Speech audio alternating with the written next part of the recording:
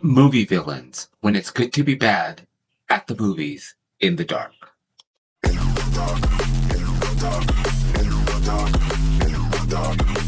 Now, the criteria I used was name recognition, pop culture impact, and the lasting impact these villains have had in cinematic history. Talk about the greatest villains of all time. I went through several lists online.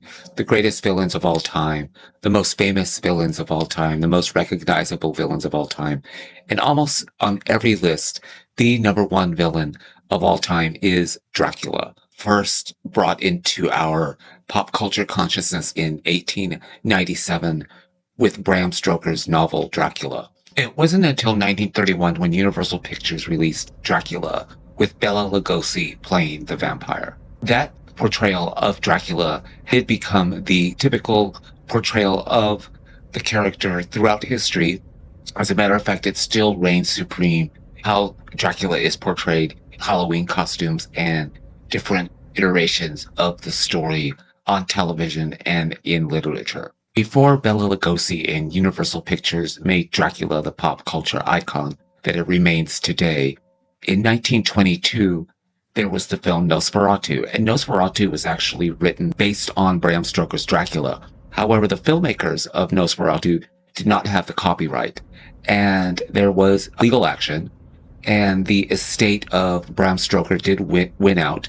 So what the filmmakers of Nosferatu did was they simply changed the image of the vampire and the name of the vampire.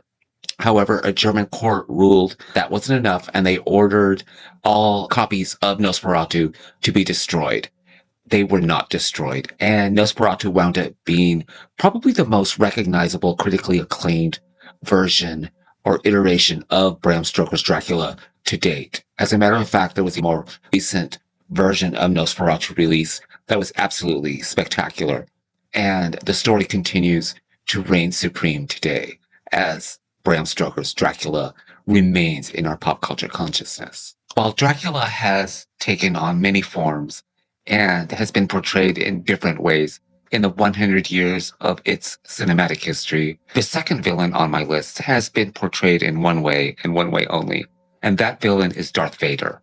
Darth Vader was first portrayed by David Prowse in the 1977 film Star Wars, and then later in the sequels was portrayed by James Earl Jones. The character transition from David Prowse to James Earl Jones as Darth Vader was seamless, and the character just became instantly iconic and remains iconic today. The evilness of Darth Vader took many forms, but most notably, Darth Vader destroyed his daughter's planet and also had the caretakers of his son murdered. Now that's pure villainy to its core. Now, while the Star Wars universe has taken a turn in many different directions recently, the legend of Darth Vader will remain in cinematic history forever. Now, the third villain on my list is from 1939, and that would be the Wicked Witch of the West. The Wicked Witch of the West, without the recent portrayal of the Wicked Witch of the West in Wicked, but I'm talking about the 1939 Margaret Hamilton Wicked Witch of the West.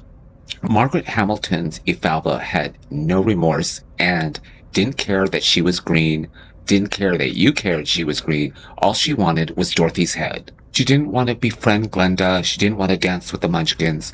She just wanted revenge. That portrayal of the Wicked Witch of the West remains the go-to in terms of how we see that character and the witch. If you look at costumes that children wear today, it is more resemblance of the Margaret Hamilton's Wicked Witch of the West.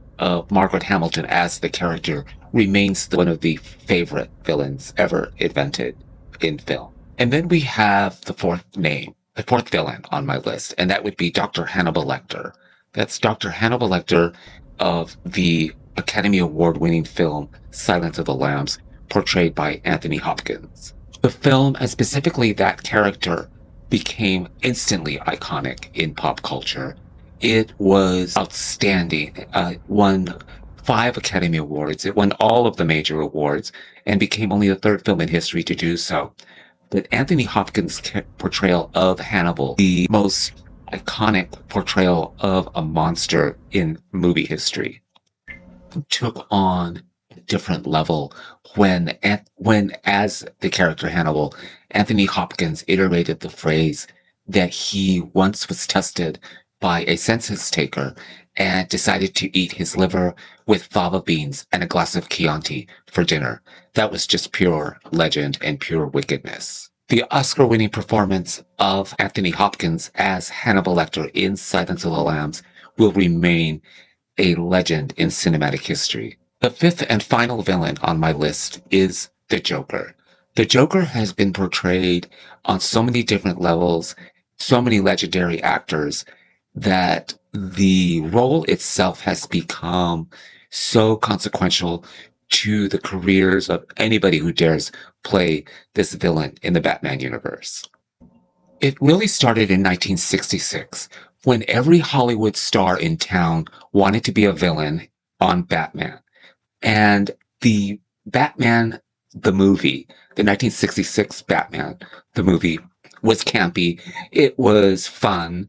And Cesar Romero played the Joker in this film and just made it legendary. In fact, that version of the Joker remains the go-to in comics, literature, and television costumes to this day. And then we had Tim Burton's Batman and Jack Nicholson's version of the villain, which became the staple of the Joker. It was considered to be the perfect example of the character until 2008, when Heath Ledger and Christopher Nolan took on The Dark Knight and the role and the character, the Joker, and took the character of the Joker all the way to the Academy Awards and an Oscar. It was absolutely the most breathtaking portrayal of the Joker to date, until we had Joaquin Phoenix playing the Joker. Joaquin Phoenix's The Joker was just another award-winning performance that changed the career of another actor portraying the villain. Portrayals of the Joker span decades, from Cesar Romero's campy version all the way to the haunting version of Heath Ledger's Joker and Joaquin Phoenix's phenomenal portrayal of the character. The Joker remains a cinematic villain for the ages. So there we have it. Those are my 5 top villains in cinematic history. We had Dracula, Darth Vader, the Wicked Witch of the West, Dr. Hannibal Lecter, and the Joker, which proves it is good to be bad at the movies in the dark.